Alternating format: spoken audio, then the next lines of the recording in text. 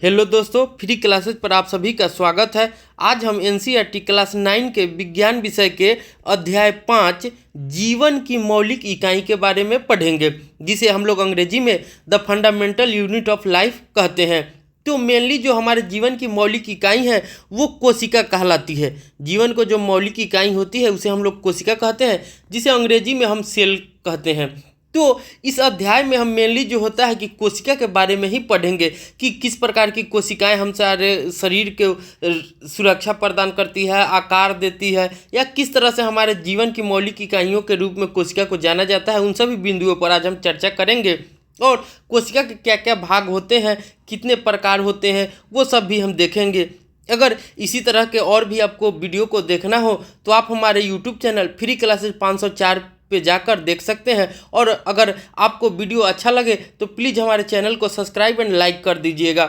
तो आइए आज हम इस अध्याय को शुरू करते हैं। जीवन की मौलिक इकाई तो हमसे क्या कह रहा है? कॉर्क की पतली काट के अवलोकन पर रॉबर्ट हुक जो थे एक साइंटिस्ट थे, जिन्होंने सबसे पहले कोशिका के बारे में हम लोगों को बताया था। तो रॉबर्ट हुक ने ही कोशिका के बारे में सबसे पहले हम लोगों को बताया था। तो उन्होंने कॉर्क की पतली काट का अवलोकन किया था। उन्होंने पाया कि इनमें अनेक छोटे छोटे प्रकोष्ठ होते हैं। तो जो कॉर्क की पतली काट थी, उनको जब रॉबर्ट हुक ने देखा तो उनमें बहुत छोटे छोटे जो थे कि प्रकोष्ठ थे, जिसकी संरचना मधुमक्खी के छाते की जैसी प्रतीत होती थी। कॉर्क एक प्रकार का जो हम कह सकते हैं कि पदार्थ है जो वृक्ष की छाल से प्राप्त होता है।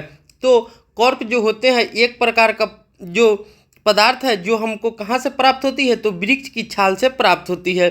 सन 1665 ईस्वी में रॉबर्ट हुक ने स्वनिर्मित सूक्ष्मदर्शी, तो स्वनिर्मित जो सूक्ष्मदर्शी होती है, तो उन्होंने जो अपने ऐसे बनाया था जो सूक्ष्मदर्शी, उससे उन्होंने देखा कि रॉबर्ट हुक ने इन प्रकोष्ठों को कोशिका कहा। और उन्होंने जब कॉर्क की छाल को देखा, कॉर्क की पतली काट को, तो उन्होंने प्रकोष्ठ मिला और उन्होंने उसी को कोशिका कहा।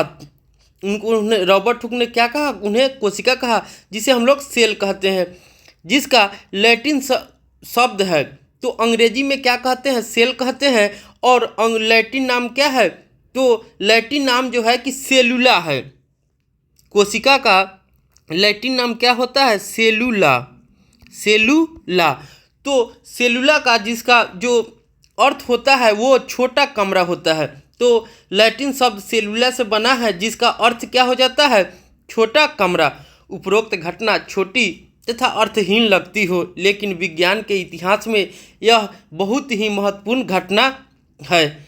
इस प्रकार सबसे पहले हुक ने देखा कि सजीवों में अलग अलग एकक होते हैं।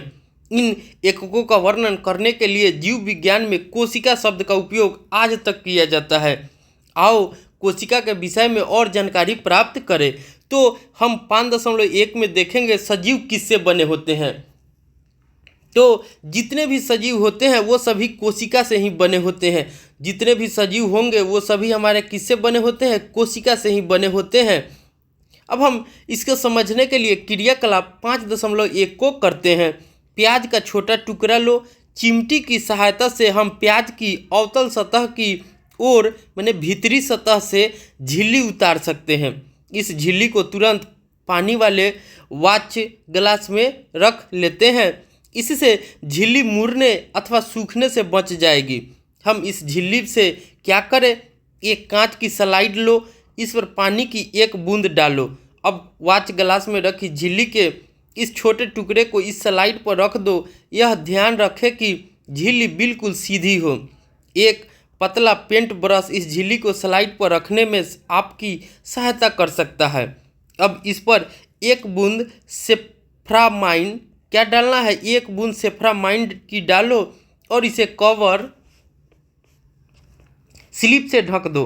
कवर स्लिप को सुई की सहायता से इस प्रकार रखें कि जिससे कि इसमें वायु के बुलबुले न आए। अपने अध्यापक से सहायता ले। हमने प्याज की झिल्ली की अस्थायी स्लाइड बनाई। अब हम इसे पहले कम शक्ति वाले तथा उसके बाद उच्च शक्ति वाले संयुक्त सूक्ष्मदर्शी से देखते हैं। तो हम इसे क्या करेंगे? एक कम जो शक्ति वाली सूक्ष्मदर्शी होगी उससे देखेंगे और एक संयुक्त जो होगी उच्च शक्ति वाली संयुक्त सूक्ष्मदर्शी होगी उससे देखेंगे। तो हमारा चित्र 5.1 में जो संयुक्त सूक्ष्मदर्शी दिया है उससे जब हम उसे देखेंगे तो देख सकते हैं यहाँ सूक्ष्मदर्शी में क्या क्या होते हैं। यहाँ हमारा नेत्रिका लेंस होता है, ये प्रारंभिक समायोजन है, मैंने एडजस्ट किया जाता है जब हमको किसी वस्तु को देखना है तो उस पर फोकस के लिए हमको प्रारंभिक समायोजन का उपयोग करते हैं। उसके नीचे हमारा सूक्ष्म समायोजन होता है, जो छोटा हो उसको मैंने किसी पार्टिकल कण को देखना हो तो सबसे पहले उसको क्या सूक्ष्म समायोजन करेंगे।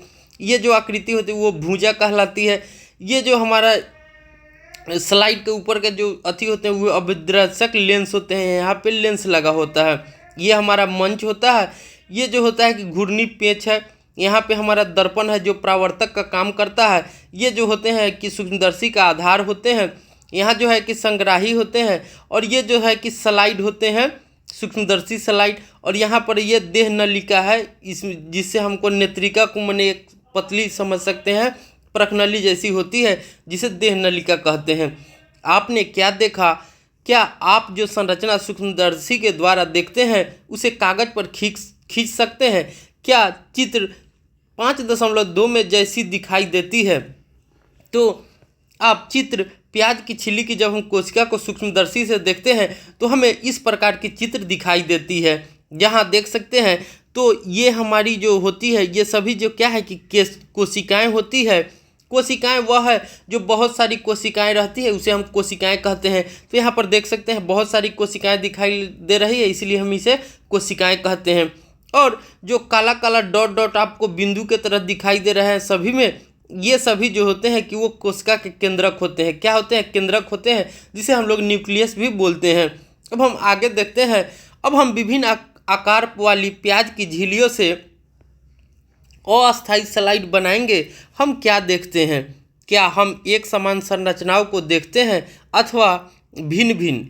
ये संरचनाएं क्या है? ये सभी संरचनाएं एक जैसी दिखाई देती है। तो ये सभी जो संरचनाएं होती हैं एक जैसी दिखाई देती हैं। ये सभी मिलकर एक बड़ी संरचना शल्क कंद बनाते हैं, जैसे प्याज। इस क्रियाकलाप में हमें पता चलता है कि विभिन्न आकार के प्याज में सूक्ष्मदर्शी द्वारा देखने पर एक जैसी संरचना दिखाई देती है।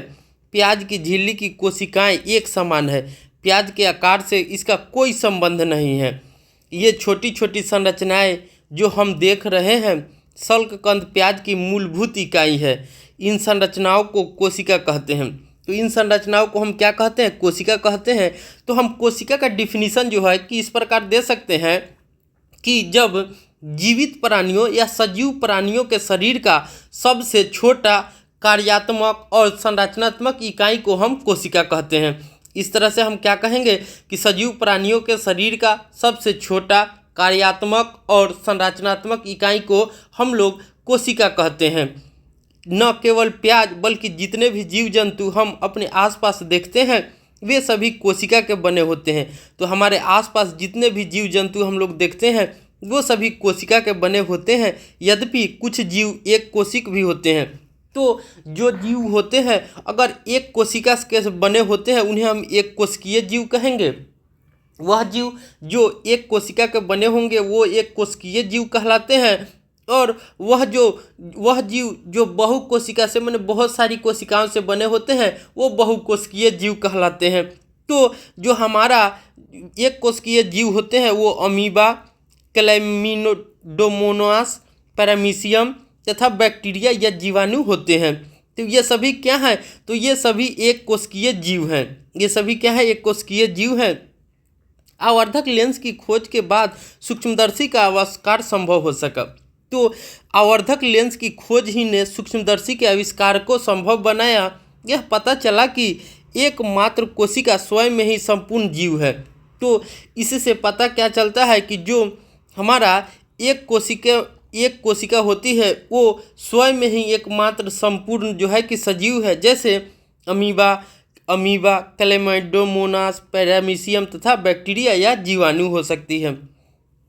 इन सजीवों को एक कोशिकीय जीव कहते हैं। तो इन सभी सजीवों को हम क्या कहते हैं? एक कोशिकीय जीव कहते हैं। इसके अतिरिक्त बहुकोशिकीय जीवों में अनेक कोशिकाएं समाहित होकर विभिन्न कार्यों को संपन्न करने हेतु विभिन्न अंगों का निर्माण करती है। इसके कुछ उदाहरण है फंजाई, पादप, जंतु। तो ये सभी क्या है, तो ये बस बहुकोशिकीय जीव हैं। तो हम बहुकोशिकीय जीव के डिफिनीशन क्या दे सकते हैं कि जब बहुत कोशिकाएं समाहित होकर माने आपस में मिलकर विभिन्न कार्यों को संपन्न करती है या विभिन्न अंगों का निर्माण करती है, वो बहुकोशिकीय कहलाती है। तो बहुकोशिकीय में हमारा क्या क्या आ जाता है, कवक आ जाता है, पादप आ जाता है, जंतु आ जाता है। पादप का यहाँ मतलब होता है पेड़ पौधे। क्या हम कुछ और एक कोशिकीय जीवों के विषय में पता कर सकते हैं? प्रत्येक बहुकोशिक जीव एक कोशिक से ही विकसित होते हैं। तो जो प्रत्येक जो बहुकोशिक जीव हैं वो एक कोशिका से ही विकसित हुए होते हैं। जैसे कैसे कोशिकाएं विभाजित होकर जो कोशिकाएं होती है वो विभाजित हो जाती हैं और अपनी जैसी कोशिकाएं बनाती हैं। तो कोशिकाएं आपस में विभाजित होकर अपनी जैसी ही कोशिकाएं बनाती है। इस प्रकार सभी कोशिकाएं अपने पूर्ववर्ती कोशिकाओं से ही उत्पन्न होती है। तो हम कह सकते हैं कि जो सभी कोशिकाएं होती है वो अपने पूर्ववर्ती कोशिकाओं से ही, जो मैंने पहले से ही निर्मित है, उन्हीं कोशिकाओं से होता नया कोशिका बनती है। अब हम आगे देखते हैं, जैसा कि हमारा कह रहा है कि जो कोशिका का सबसे पहले पता रॉबर्ट हुक ने 1665 ईस्वी में लगाया था। तो आपसे कभी पूछेगा कि कोशिका का सर्वप्रथम खोज किसने किया था, तो रॉबर्ट हुक ने किया था। कब किया था, तो 1665 ईस्वी में किया था। उसने कोशिका को कॉर्क की पतली काट में अनगढ़त सूक्ष्मदर्शी की सहायता से देखा। अब ल्यूवेनहॉक 1674 ने सबसे पहले उन्नत सूक्ष्मदर्शी से तालाब के जल में स्वतंत्र रूप से जीवित कोशिकाओं का पता लगाया। तो अगर आपसे पूछेगा कि कोशिका का सर्वप्रथम खोज किसने किया था, तो रॉबर्ट हुक ने किया था। लेकिन आपसे कभी पूछेगा एग्जाम में कि जीवित कोशिका का खोज किसने किया था, तो लीवेनहॉक ने किया था। जीवित कोशिका का खोज किसने किया था, तो लीवेनहॉक ने किया था। आगे रॉबर्ट ब्राउन ने 1831 में कोशिका में केंद्रक का पता लगाया था। अगर आपसे पूछे कि केंद्रक का खोज किसने किया था, तो रॉबर्ट ब्राउन ने। केंद्रक का खोज किसने किया था, तो रॉबर्ट ब्राउन ने। जे.ई. पुरोकंज ने 1839 में कोशिका में स्थित तरल जैविक पदार्थ को जीव द्रव्य नाम दिया था। तो जो जे.ई. पुरोकंज थे, उन्होंने कोशिका में स्थित जो तरल पदार्थ होते हैं, जैविक पदार्थ होते हैं, उसे जीव द्रव्य नाम दिया था। तो जीव द्रव्य का खोज किसने किया था, तो आप क्या कहिएगा, जे.ई. पुरोकंज ने। दो जीव वैज्ञानिक एम स्लीडन और टी स्वान ने कोशिका सिद्धांत के विषय में बताया था। कभी आपसे पूछेगा कि जो कोशिका सिद्धांत किसने दिया था, तो एम स्लीडन और टी स्वान ने कोशिका सिद्धांत को प्रतिपादित किया था। इस सिद्धांत के अनुसार तो जो कोशिका सिद्धांत है वो क्या होते हैं, तो इस सिद्धांत के अनुसार सभी पौधे तथा जंतु कोशिकाओं से बने होते हैं और वे जीवन की मूलभूत इकाई हैं। बिर्चो ने कोशिका सिद्धांत को और आगे बढ़ाया। उन्होंने बताया कि सभी कोशिकाएं पूर्ववर्ती कोशिकाओं से बनी होती है। तो जो कोशिकाएं होती है वो सभी पूर्ववर्ती कोशिकाओं से बनी होती है। इसे सर्वप्रथम बिर्चो ने कहा था। किसने कहा था, तो बिर्चो ने कहा था। 1940 में इलेक्ट्रॉन सूक्ष्मदर्शी की खोज के बाद कोशिका की जटिल संरचना तथा बहुत से अंगों को समझना संभव हो सका। जब 1940 ईस्वी में इलेक्ट्रॉन सूक्ष्मदर्शी की खोज हो गई, उस समय कोशिकाओं के जटिल संरचनाओं को समझना भी बहुत आसान हो गया। अब हम क्रियाकलाप 5.2 को देखते हैं। हम पत्ती की झिल्ली, प्याज की मुलागरा अथवा विभिन्न आकार के प्याज की झिल्ली की अस्थायी स्लाइड बना सकते हैं। उपरोक्त क्रियाकलाप करने के बाद निम्नलिखित प्रश्नों के उत्तर दीजिए। क्या सभी कोशिकाएं आकार एवं आकृति की दृष्टि से एक जैसी दिखाई देती है, तो हाँ। जो सल की आकृति होती है, कोशिकाएं होती है, उनकी जो आकार होती है, आकृति होती है, तो वो सभी एक समान ही दिखाई देती है। क्या सभी कोशिकाओं की संरचनाएं एक जैसी होती है, तो संरचनाएं सभी की भी एक जैसी होती है। क्या पादप के विभिन्न भागों में पाई जाने वाली कोशिकाओं में कोई अंतर होता है, तो नहीं। हमें कोशिकाओं में क्या समानता दिखाई देती है, तो जो उनके जो पादप होते हैं, अगर पादप है, जंतु है, तो पादप और जंतुओं में कोशिकाएं जो होगी वो अलग अलग होगी। लेकिन अगर पादप में ही है तो समानता दिखाई देती है। जैसे उसमें संख्या रहती है, जैसे बहुत सारे जीव द्रव्य होते हैं, कोशिका द्रव्य होते हैं, कोशिका झिल्ली होती है, केंद्रक होते हैं, माइटोकॉन्ड्रिया, लाइसोसोम, क्रोमोसोम। तो ये सभी जो होते हैं कि ये सभी समानताएं दिखाई देती है। अगर पदार्थ एक ही प्रकार के हो तो कुछ जीवों में विभिन्न प्रकार की कोशिकाएं भी हो सकती है। तो जब जीव बदलते हैं तभी कोशिकाओं में चेंजिंग आती है। कुछ जीवों में विभिन्न प्रकार की कोशिकाएं जो होती है वो हो सकती है। निम्नलिखित तस्वीरों को देखें, ये मानव शरीर की कुछ कोशिकाएं हैं। तो हम देख सकते हैं कि रुधिर कोशिकाएं हैं, ये चिकनी पेशी कोशिकाएं हैं, ये हमारा तंत्रिका कोशिकाएं हैं, ये अस्थि कोशिका है, अस्थि माने हड्डी होता है तो ये हड्डी की कोशिकाएं हैं, ये हमारे अंडाणु की कोशिकाएं हैं, ये हमारे शुक्राणु की कोशिकाएं हैं, ये क्या है तो वसा की कोशिकाएं हैं। मानव शरीर की विभिन्न कोशिकाएं, कोशिकाओं की आकृति या आकार उनके विशिष्ट कार्यों के अनुरूप होते हैं। तो जो हम देखते हैं कि आकृति और आकार होंगे तो वो अगर एक समान के कोशिकाएं हैं तो वो सेम रहेंगे, लेकिन जब उनकी विशिष्ट चीज़ों को हम देखेंगे, जैसे हमारा रुधिर हो गया एक अलग भाग हो गया, जैसे चिकनी पेशी है वो अलग भाग हो गया, तंत्रिका कोशिका है वो अलग भाग हो गया, अंडाणु है अलग भाग है, शुक्राणु अलग भाग है। तो इनकी जो कोशिकाएं होगी वो आकृति और आकार जो होंगे इनके अलग अलग होंगे। लेकिन जब हम रुधिर की कोशिकाओं को देखेंगे तो वो सभी एक समान के ही होंगे। जब तंत्रिका की कोशिकाओं को देखेंगे तो वो सभी एक समान के होंगे। जब चिकनी पेशी की कोशिकाओं को देखेंगे तो उनकी आकृति और आकार भी सेम ही होगी। लेकिन जब अलग अलग चीज़ों को हम देखेंगे तो उनकी जो कोशिकाएं होगी उनकी आकृति और आकार उनके विशिष्ट कार्यों के अनुरूप होंगे। कुछ कोशिकाएं अपना आकार बदलती रहती है। अब कुछ कोशिकाएं जो होती है वो अपना आकार भी बदलती रहती है।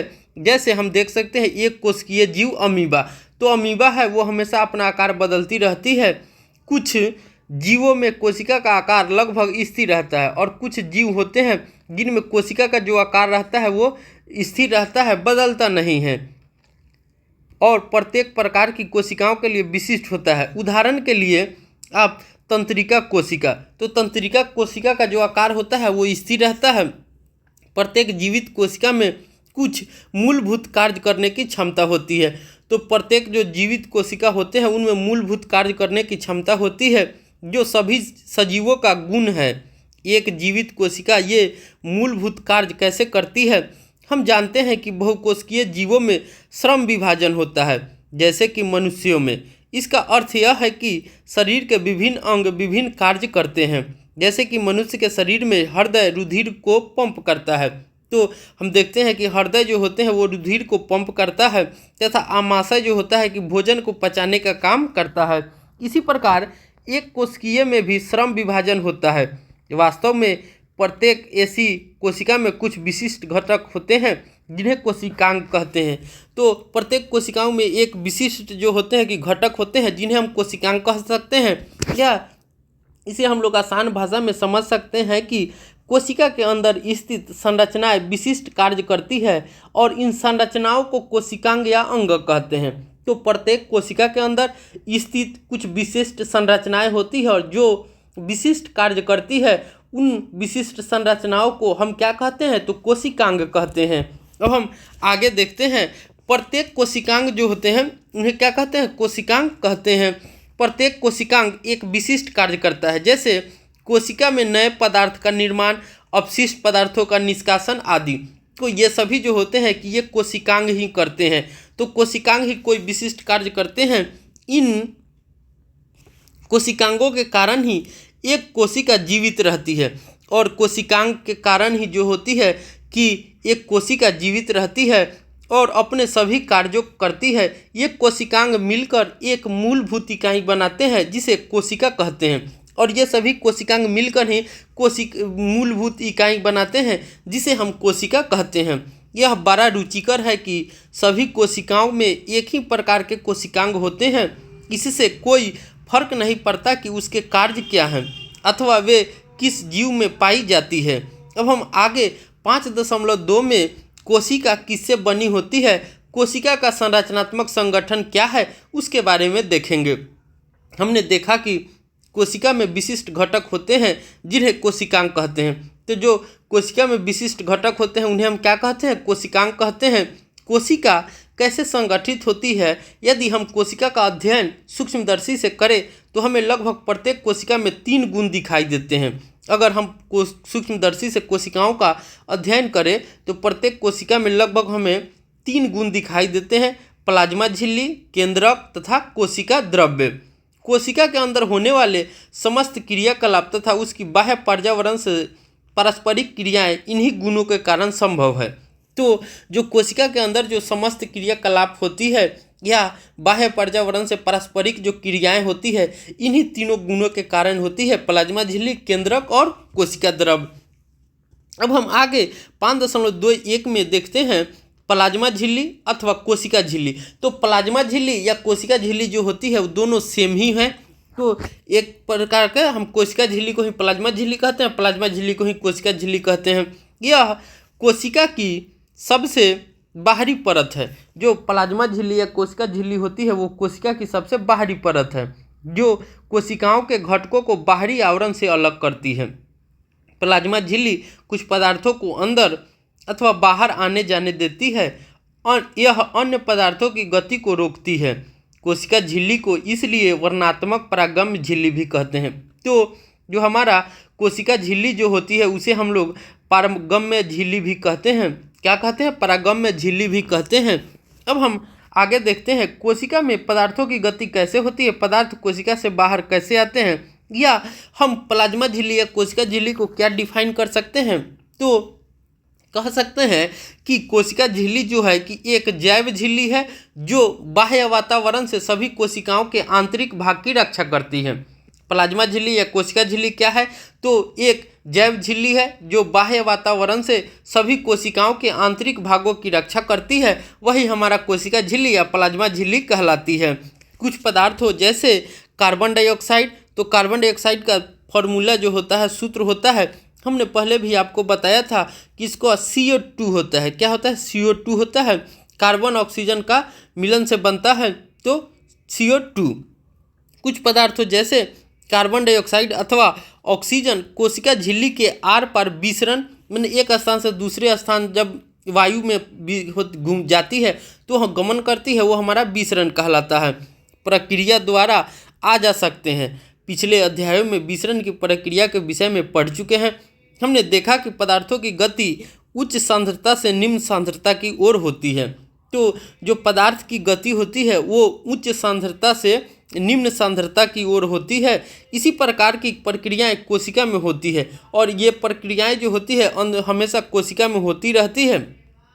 उदाहरण के लिए जब कुछ पदार्थ जैसे CO2 जो एक कोशिकीय अपशिष्ट है और इसका निष्कासन आवश्यक है, कोशिका में एकत्र हो जाती है तो इसकी सांद्रता जो है कि बढ़ जाती है। जब हम देखते हैं कि कुछ पदार्थ CO2 वो अपशिष्ट पदार्थ है और उसका निष्कासन आवश्यक है, लेकिन वो जब कोशिका में एकत्र हो जाएगी, इकट्ठा हो जाएगी, तो उसकी सांद्रता क्या होगी? बढ़ जाएगी। कोशिका के बाह्य पर्यावरण में CO2 की सांद्रता कोशिका में स्थित CO2 की सांद्रता की अपेक्षा कम होती है। जैसे ही कोशिका के अंदर और बाहर CO2 की सांद्रता में अंतर आता है, उसी समय उच्च सांद्रता से निम्न सांद्रता की ओर विसरण द्वारा कोशिका से CO2 बाहर निकल जाती है। तो किसके द्वारा बाहर निकलती है? तो विसरण की प्रक्रिया द्वारा वो बाहर निकलती है CO2। इसी प्रकार जब कोशिका में ऑक्सीजन की सांद्रता कम हो जाती है तो ऑक्सीजन बाहर से कोशिका में विसरण द्वारा अंदर चली जाती है। और अगर ऑक्सीजन की कमी होगी तो क्या होगा कि ऑक्सीजन बाहर से जो ऑक्सीजन होगी वो विसरण द्वारा ही शरीर के अंदर चली जाती है। अतः कोशिका तथा बाह्य पर्यावरण में गैसों के आदान प्रदान जो होते हैं वो विसरण एक महत्वपूर्ण भूमिका निभाती है। जल भी विसरण के नियमों के अनुकूल व्यवहार करता है। जल भी जो होते हैं वे विसरण के नियम के ही अनुकूल व्यवहार करता है। जल के अणुओं की गति जब विभेदक वर्णात्मक परागम्य झिल्ली द्वारा हो तो उसे परासरण कहते हैं, लेकिन जब जल के अणुओं की गति जब विभेदक वर्णात्मक पारगम्य झिल्ली द्वारा होते हैं उसे हम लोग क्या कहते हैं? परासरण बोलते हैं। क्या बोलते हैं? परासरण कहते हैं। प्लाज्मा झिल्ली से जल की गति में घुले पदार्थ की मात्रा के कारण ही प्रभावित होती है। तो जो हमारा प्लाज्मा झिल्ली से जल की गति जल में घुले पदार्थ की मात्रा के कारण ही प्रभावित होती है। इस प्रकार परासरण की प्रक्रिया में जल का नेट विसरण एक विभेदक वर्णात्मक परागम्य झिल्ली के द्वारा उच्च विलय सांद्रता की ओर होता है। यदि किसी जंतु कोशिका या पादप कोशिका को शक्कर अथवा नमक के विलयन में रखे तो क्या होगा? निम्नलिखित 3 घटनाओं में से एक घटना हो सकती है। यदि कोशिका को तनु विलयन वाले माध्यम में अर्थात जल में शक्कर अथवा नमक की मात्रा कम और जल की मात्रा ज़्यादा में रखा गया है तो जल प्रसरण विधि द्वारा कोशिका के अंदर चला जाएगा। ऐसे विलयन को अल्प प्रसरण दाबी विलयन कहते हैं। और ऐसे विलयन हमारा क्या कहलाते हैं? तो अल्प प्रसरण दाबी विलयन कहलाएंगे। और किस विधि से अंदर जाते हैं? तो प्रसरण विधि से। दूसरा हमारा क्या हो सकता है? जल के अणु कोशिका झिल्ली के दोनों ओर आवागमन करने के लिए स्वतंत्र होते हैं। और जो जल के अणु होते हैं वो कोशिका के दोनों ओर आवागमन करने के लिए आ जा सकती है, स्वतंत्र होते हैं। लेकिन कोशिका के अंदर जाने वाले जल की मात्रा कोशिका से बाहर आने वाले जल की मात्रा से अधिक होगी। इस प्रकार शुद्ध परिणाम यह होगा कि जल कोशिका के अंदर गया, इससे कोशिका फूलने लगेगी। दूसरी हमारी क्या घटनाएं हो सकती है? यदि कोशिका को ऐसे माध्यम विलयन में रखा जाए कि जिसमें बाह्य जल की सांद्रता कोशिका में स्थित जल की सांद्रता के ठीक बराबर हो तो कोशिका झिल्ली में जल कोई शुद्ध गति नहीं होगी। ऐसे विलयन को समपरासारी विलयन कहते हैं। ऐसे विलयन को हम लोग क्या कहेंगे? तो समपरासारी विलयन कहते हैं।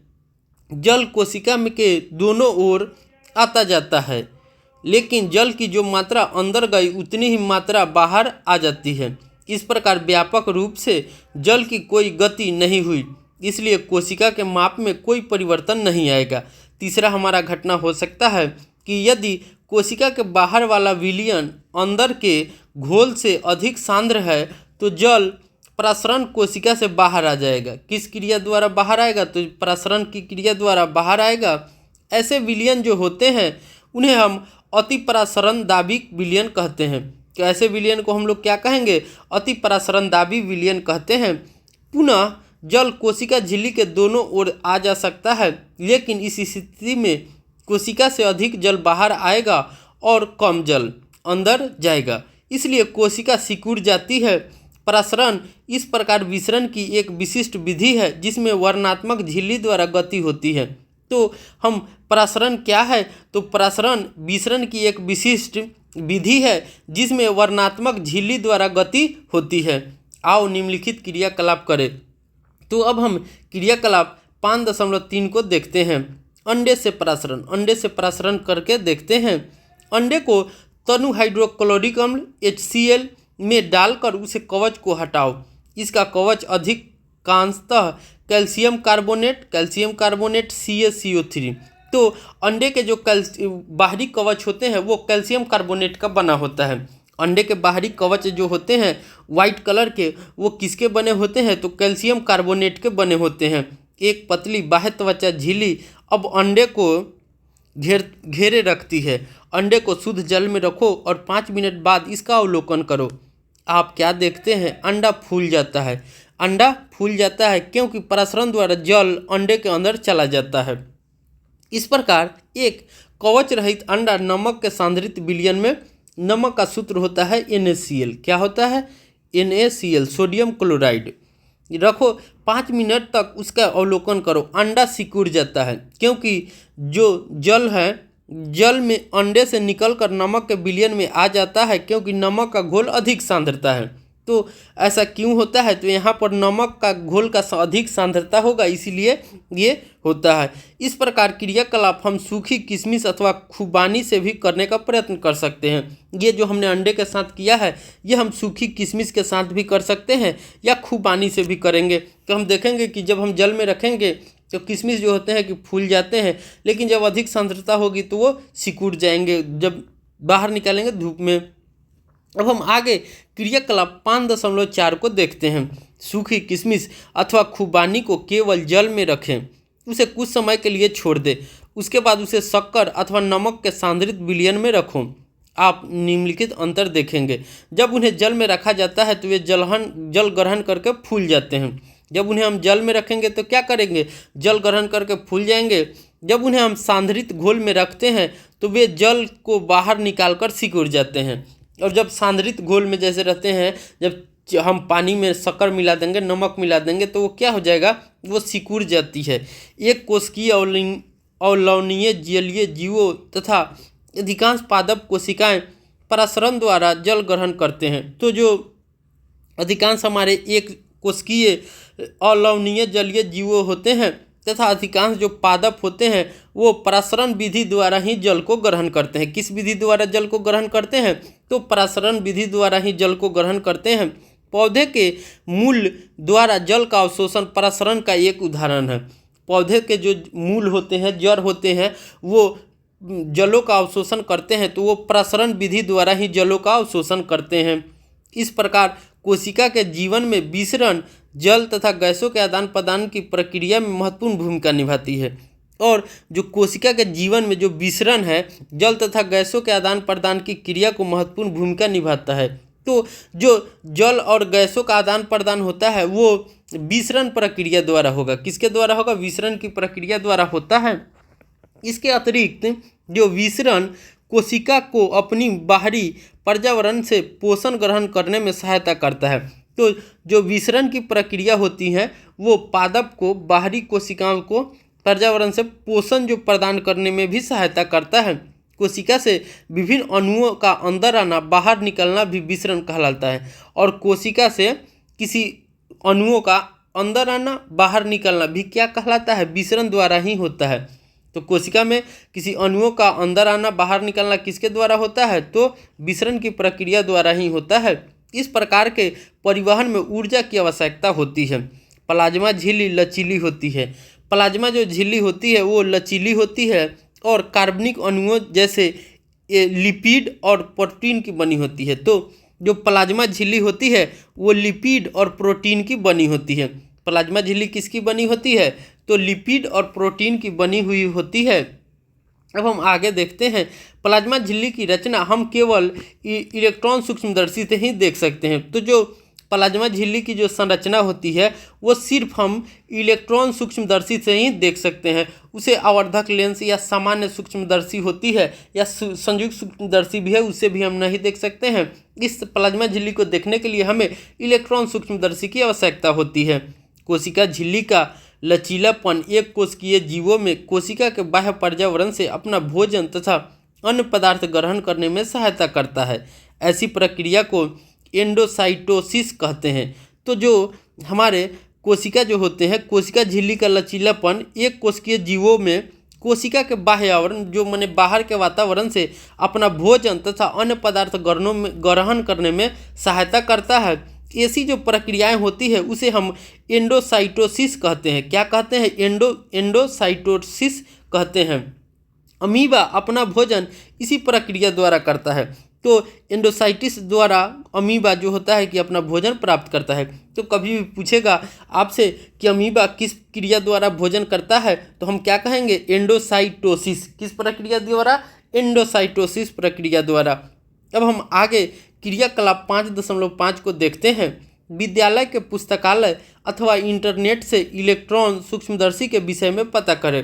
तो इलेक्ट्रॉन सूक्ष्मदर्शी क्या होती है उसके बारे में हम विद्यालय के पुस्तकालय अथवा इंटरनेट की सहायता लेकर हम जान सकते हैं कि इलेक्ट्रॉन सूक्ष्मदर्शी क्या होता है। उसके बारे में आप पता करिएगा। इसके विषय में अपने अध्यापक से चर्चा करें। जब हमें कुछ चीज़ों के बारे में पता हो जाएगा तो हमें विस्तृत जानकारी के लिए या हमारे उसके विषय में जो जिज्ञासा आएंगी वो अपने अध्यापक से इस पर चर्चा करके आप अपने जिज्ञासा को शांत कर सकते हैं। अब हम आगे 5.2.2 में कोशिका भित्ति के बारे में देखते हैं।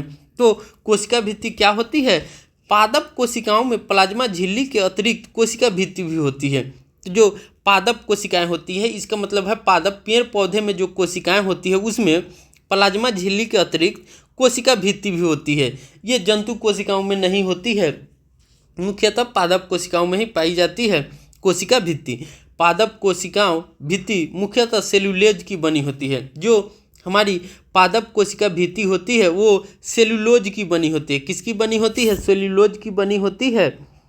यह सेलुलोज एक बहुत जटिल पदार्थ है और यह पौधों को संरचनात्मक दृढ़ता प्रदान करता है।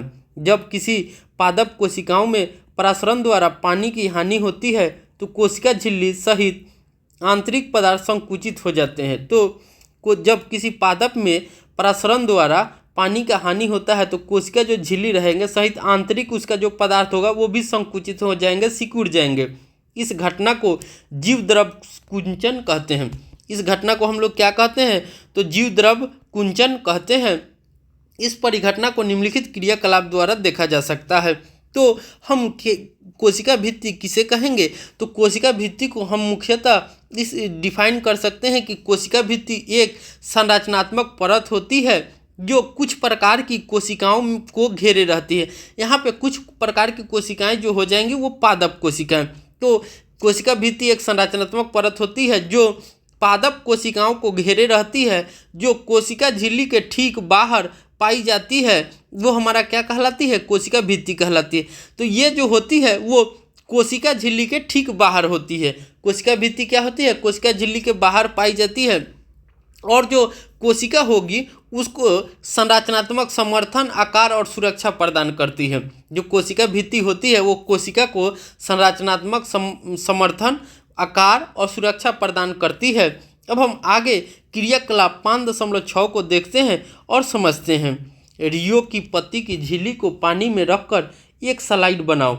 इसे उच्च शक्ति वाले सूक्ष्मदर्शी से देखो। छोटे छोटे हरे कण दिखाई देंगे। इन्हें क्लोरोप्लास्ट कहते हैं। तो जब हम पेड़ के पत्तों को लेते हैं और उन्हें सूक्ष्मदर्शी से देखते हैं तो उनमें हमें छोटे छोटे जो होते हैं वो कण दिखाई देते हैं, जिन्हें हम क्लोरोप्लास्ट कहते हैं। इनमें एक हरा वर्णक पदार्थ होता है। तो जो क्लोरोप्लास्ट होते हैं उनमें एक हरा वर्णक पाया जाता है, हरे कलर का, जिसे हम लोग क्लोरोफिल कहते हैं।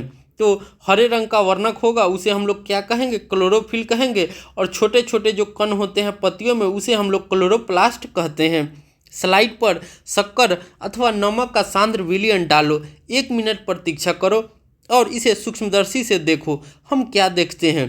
अब रियो की पत्तियों को कुछ मिनट तक जल में उबालो।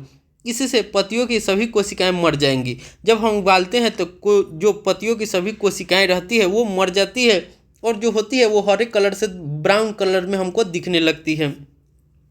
अब एक पत्तियों को स्लाइड पर रखो और इसे सूक्ष्मदर्शी से देखो। स्लाइड पर रखी इस पत्ती पर शक्कर अथवा नमक का सांद्र विलयन डालो। 1 मिनट प्रतीक्षा करो और पुनः सूक्ष्मदर्शी में से देखो। हम क्या देखते हैं? क्या अब जीव द्रव कुंचन हुआ? इस क्रियाकलाप से यह निष्कर्ष निकलता है या इसे पता लगता है कि केवल जीवित कोशिकाओं में ही परासरण द्वारा जल अवशोषण की क्षमता होती है, न कि मृत कोशिकाओं द्वारा। तो इस प्रक्रिया से हम समझते हैं कि केवल जीवित कोशिकाओं में ही परासरण द्वारा जल के अवशोषण की क्षमता होती है, न कि जो मर चुके हैं उन कोशिकाओं द्वारा जल का अवशोषण नहीं होता है, उनमें क्षमता ही नहीं होती है जल अवशोषण की। तो ये प्रक्रिया सिर्फ जीवित कोशिकाओं में ही होंगे।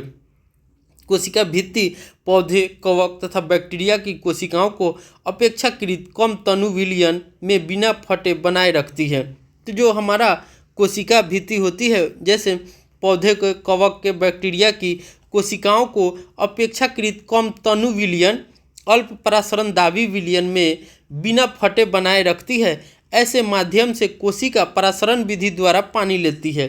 तो ऐसे माध्यम से जो होती है वो परासरण विधि द्वारा कोशिकाएं जो होती है पानी लेती है और कोशिकाएं फूल जाती है और कोशिका भित्ति के ऊपरी दबाव डालती है।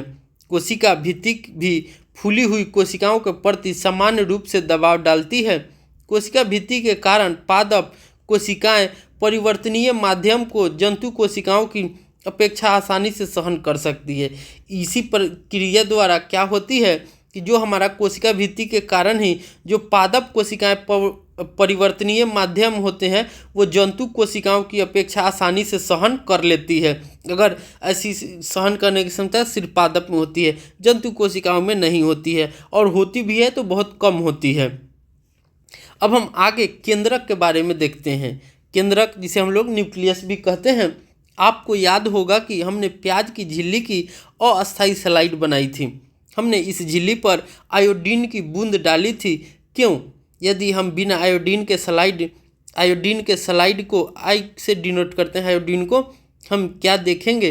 प्रयत्न करो और देखो कि क्या अंतर है।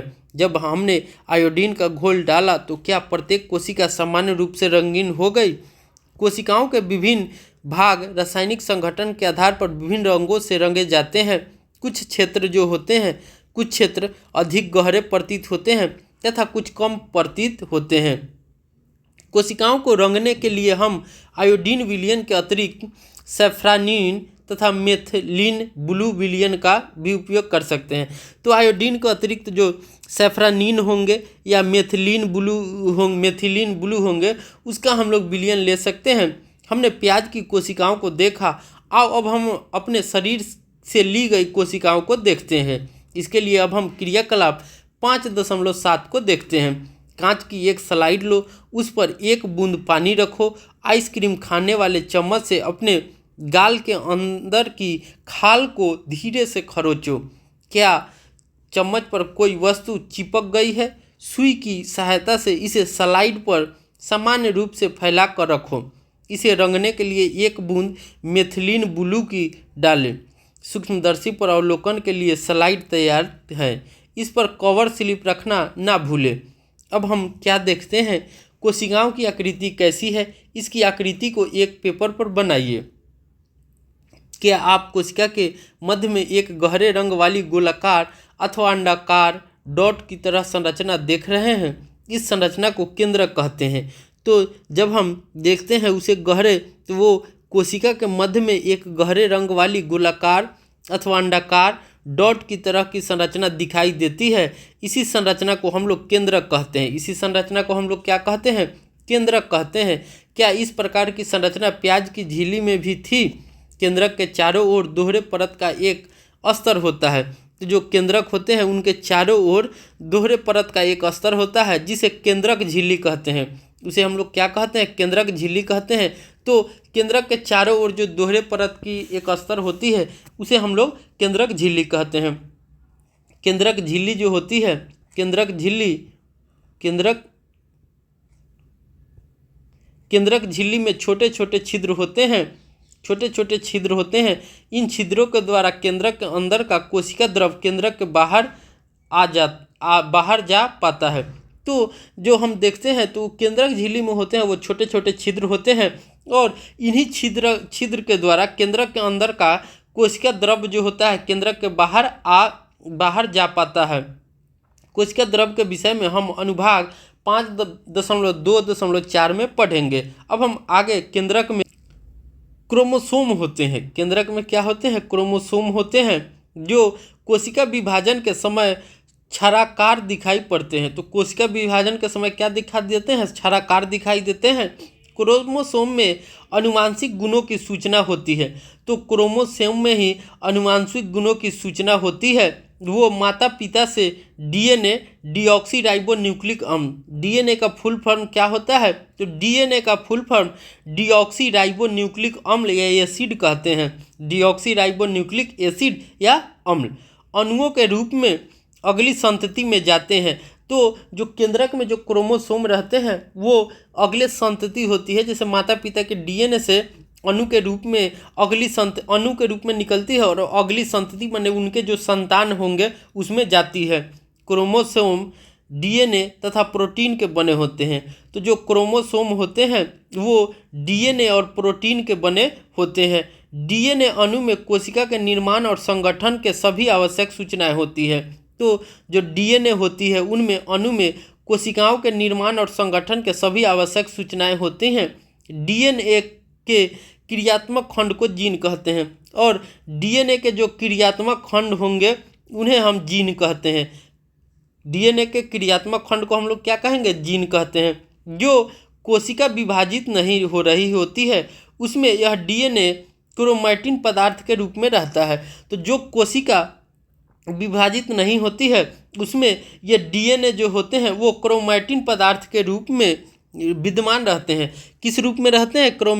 क्रोमैटिन पदार्थ के रूप में रहते हैं। क्रोमैटिन जो होते हैं पदार्थ धागे की तरह संरचनाओं के एक जाल पिंड होता है। तो क्रोमैटिन की संरचना कैसी होती है? तो वो धागे की तरह संरचनाओं के एक जाल का पिंड होता है। जब कभी भी कोशिकाएं विभाजित होने वाली होती हैं तब यह क्रोमोसोम में संगठित हो जाता है, और जब कोशिकाएं विभाजित होने वाली होती हैं तब यह क्रोमोसोम में संगठित हो जाता है। कुछ जीवों में कोशिकीय जनन में केंद्रक महत्वपूर्ण भूमिका निभाता है। तो कुछ जीव होते हैं जिनमें केंद्रक जो होता है कि एक महत्वपूर्ण भूमिका निभाता है। इस प्रक्रिया में एक अकेली कोशिका विभाजित होकर दो नई कोशिकाओं बनाते हैं। तो क्या होता है कि एक अकेली कोशिका जो रहती है वो विभाजित होकर टूटकर दो नई कोशिकाओं का निर्माण करती है। ये कोशिका के विकास और परिपक्वन को निर्धारित करता है तथा साथ ही सजीव कोशिकाओं की रासायनिक क्रियाओं को भी निर्देशित करता है। बैक्टीरिया जैसे कुछ जीवों में कोशिका का केंद्रीय क्षेत्र बहुत कम स्पष्ट होता है क्योंकि इसमें केंद्रक झिल्ली नहीं होती है। तो जो बैक्टीरिया होते हैं उनमें केंद्रक झिल्ली नहीं होती है। ऐसे अस्पष्ट केंद्र क्षेत्र में केवल क्रोमेटिन पदार्थ होता है। तो उनमें तो केंद्रक झिल्ली नहीं होती है और जो अस्पष्ट केंद्रक क्षेत्र होते हैं उनमें सिर्फ क्रोमैटिन पदार्थ होते हैं। ऐसे क्षेत्र को केंद्रकाय कहते हैं। ऐसे क्षेत्र को हम लोग क्या कहेंगे तो केंद्रकाय कहते हैं। ऐसे जीव जिसकी कोशिकाओं में केंद्रक झिल्ली नहीं होती है उन्हें प्रोकैरियोटिक कहते हैं। तो वैसी कोशिकाएं जिनके अंदर केंद्रक झिल्ली नहीं होती है क्या कहलाती है, प्रोकैरियोटिक कहलाती है। प्रो का मतलब आदि अथवा पूर्व और कैरियोट का मतलब होता है कैरियोन या केंद्रक। तो जिन कोशिकाओं में केंद्रक झिल्ली नहीं होती है उन्हें हम क्या कहते हैं तो उन्हें हम प्रोकैरियोटिक कहते हैं। तो इसे हम कह सकते हैं कि जिन कोशिकाओं में केंद्रक झिल्ली नहीं होती है उन्हें हम प्रोकैरियोटिक कहते हैं। अब हम आगे देखते हैं जिन जीवों की कोशिकाओं में केंद्रक झिल्ली होती है उन्हें यूकैरियोटिक कहते हैं। तो जिन जीवों की कोशिकाओं में केंद्रक झिल्ली होती है वो यूकैरियोटिक कहलाती है। क्या कहलाती है, यूकैरियोटिक कहलाती होगी। नहीं है प्रोकैरियोटिक, है यूकैरियोटिक। प्रोकैरियोटिक कोशिकाओं में और भी अन्य अधिकांश द्रव्य अंगक नहीं होते हैं। तो प्रोकैरियोटिक कोशिकाएं होती हैं उनमें और भी जो अधिकांश द्रव्य अंगक होते हैं वो नहीं होते हैं जो कि यूकैरियोटिक कोशिकाओं में होते हैं। ऐसे अंगकों के अनेक कार्य भी कोशिका द्रव्य के संगठित भागों द्वारा किए जाते हैं। प्रकाश संश्लेषी बैक्टीरिया में क्लोरोफिल झिल्लीदार पुटिका थैले की तरह संरचना के साथ होता है, जबकि यूकैरियोटिक कोशिकाओं में क्लोरोफिल प्लास्टिड में होता है। तो हम देखते हैं कि जो हमारा क्लोरोफिल होता है वो संश्लेषी बैक्टीरिया में वो झिल्लीदार पुटिका के रूप में होता है, जबकि यूकैरियोटिक जो कोशिकाएं होती है उसमें क्लोरोफिल प्लास्टिड के रूप में होते हैं। जैसा कि आप चित्र 5.4 में देख सकते हैं, ये हमारा प्रोकैरियोटिक कोशिकाएं हैं। यहाँ पे राइबोसोम है, प्लाज्मा झिल्ली है, ये हमारा क्या है, ये जो बाहरी आवरण है यही हमारा क्या है, कोशिका भित्ति है। और ये जो हमारी संरचनाएं देख रही थी ये हमारा क्या है, कोशिकाएं हैं। अब हम आगे कोशिका द्रव्य के बारे में देखते हैं। क्या देखते हैं, कोशिका द्रव्य के बारे में। इसे हम लोग समझते हैं। हम अपने प्याज की झिल्ली तथा मनुष्य के गाल की कोशिकाओं की स्लाइड को देखा, तब हमें प्रत्येक कोशिका में एक बड़ा क्षेत्र दिखा जो कोशिका झिल्ली से घिरा हुआ था। तो इन सब चित्रों को हम देखते हैं तो कोशिका में एक बड़ा क्षेत्र दिखा जो कोशिका झिल्ली से घिरा हुआ था। इस क्षेत्र में बहुत हल्का धब्बा था, इसे कोशिका द्रव्य कहते हैं। तो जो हल्का धब्बा हमको दिखाई देता है वो हमारा क्या कहलाता है, कोशिका द्रव्य कहलाता है। या हम कोशिका द्रव्य को कह सकते हैं कि कोशिका द्रव्य में कोशिका झिल्ली के अंदर केंद्रक को छोड़कर संपूर्ण जो भाग होते हैं वो हमारा कोशिका द्रव्य कहलाते हैं। यह रवेदार, जेलुनीमा, अर्धतरल, पारदर्शी और चिपचिपा होते हैं। क्या कह सकते हैं कोशिका द्रव्य किसे कहते हैं, तो हम कहेंगे कि कोशिका द्रव्य जो होती हैं ये कह सकते हैं कोशिका झिल्ली को अंदर केंद्रक को छोड़कर, कोशिका झिल्ली के अंदर केंद्रक को छोड़कर जो संपूर्ण पदार्थों होते हैं, संपूर्ण पदार्थ होंगे वो हमारा कोशिका द्रव्य कहलाते हैं। कोशिका द्रव्य किस तरह के होते हैं, तो यह रवेदार होते हैं, जेलीनुमा होते हैं, अर्ध तरल होते हैं, पारदर्शी होते हैं और चिपचिपा भी होते हैं। प्लाज्मा झिल्ली के अंदर कोशिका द्रव्य एक तरल पदार्थ है। तो प्लाज्मा झिल्ली के जब अंदर जो कोशिका द्रव्य होते हैं वो कैसे रहते हैं, तो वो तरल पदार्थ के रूप में रहते हैं। इसमें बहुत से विशिष्ट कोशिकाओं के घटक होते हैं जिन्हें कोशिक का अंग कहते हैं। जिन्हें हम लोग क्या कहते हैं, तो कोशिक का अंग कहते हैं। प्रत्येक अंग कोशिका के लिए विशिष्ट कार्य करते हैं। प्रत्येक कोशिका द्रव तथा केंद्रक दोनों को मिलाकर जीव द्रव बनता है। तो यहाँ पर देखिए कोशिका द्रव और केंद्रक दोनों मिलकर जीव द्रव बनाते हैं। कोशिका द्रव तथा केंद्रक दोनों को मिलाकर जीव द्रव्य कहते हैं। कोशिका के अंगक झिल्ली युक्त होते हैं। प्रोकैरियोटिक कोशिकाओं में वास्तविक केंद्रक के अतिरिक्त झिल्ली युक्त अंगक भी नहीं होते हैं। तो जो प्रोकैरियोटिक कोशिकाएं होते हैं उनमें वास्तविक केंद्रक के अतिरिक्त झिल्ली युक्त अंगक भी नहीं होते हैं, जबकि यूकैरियोटिक कोशिकाओं में केंद्रीय झिल्ली तथा झिल्ली युक्त अंगक होते हैं। जबकि हम देखेंगे तो यूकैरियोटिक कोशिकाओं में क्या तो झिल्ली युक्त अंगक भी होते हैं और केंद्रीय झिल्ली भी होती है। झिल्ली की सार्थकता वायरस के उदाहरण है। झिल्ली की सार्थकता जो है कि किसका उदाहरण है, तो वायरस जीवाणु के उदाहरण से स्पष्ट कर सकते हैं। वायरस में किसी भी प्रकार की झिल्ली नहीं होती है। तो जो वायरस होते हैं उसमें जीवाणु वायरस जो विषाणु उसमें किसी प्रकार की जो होगी वो झिल्ली नहीं होती है। इसलिए इसमें जीवन के गुण तब तक लक्षित नहीं होते जब तक कि यह किसी सजीव के शरीर में प्रविष्ट करके कोशिका को मशीनरी का उपयोग कर अपना बहुगुणन नहीं कर लेता।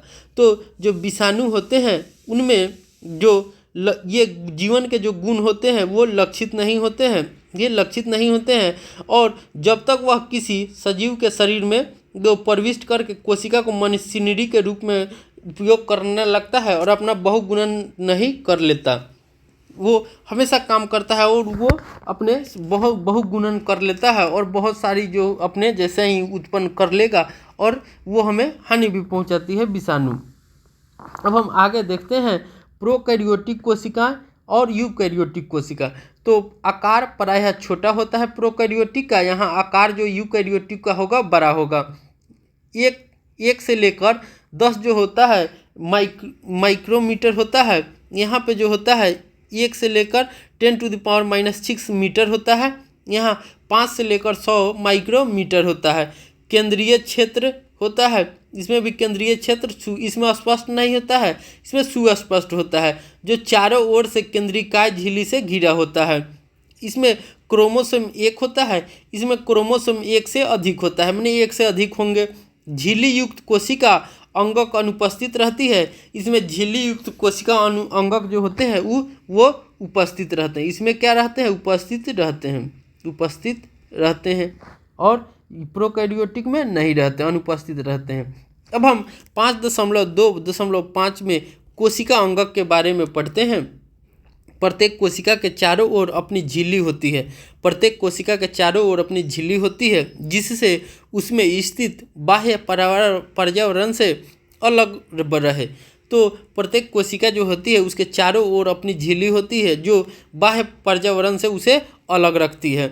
बड़ी तथा जटिल कोशिकाओं, जिसमें बहुकोशिकीय जीवों की कोशिकाएं भी शामिल है, को भी उपापचयी क्रियाओं की बहुत आवश्यकता होती है, जिससे कि वे जटिल संरचना तथा कार्य को सहारा दे सके। इन सभी प्रकार की उपापचयी क्रियाओं को अलग अलग रखने के लिए ये कोशिकाएं झिल्ली छोटी छोटी संरचना या अंगक का उपयोग करती है। यह यूकैरियोटिक कोशिकाओं का ऐसा गुण है जो उन्हें प्रोकैरियोटिक कोशिकाओं से अलग करता है। ये भी यूकैरियोटिक का ऐसा गुण है जो प्रोकैरियोटिक जो कोशिकाएं होंगी उससे उन्हें अलग करती है। इनमें से कुछ अंगक केवल इलेक्ट्रॉन सूक्ष्मदर्शी के द्वारा ही देखा जा सकता है। पिछले अनुभाग में केंद्रक के विषय में पढ़ा।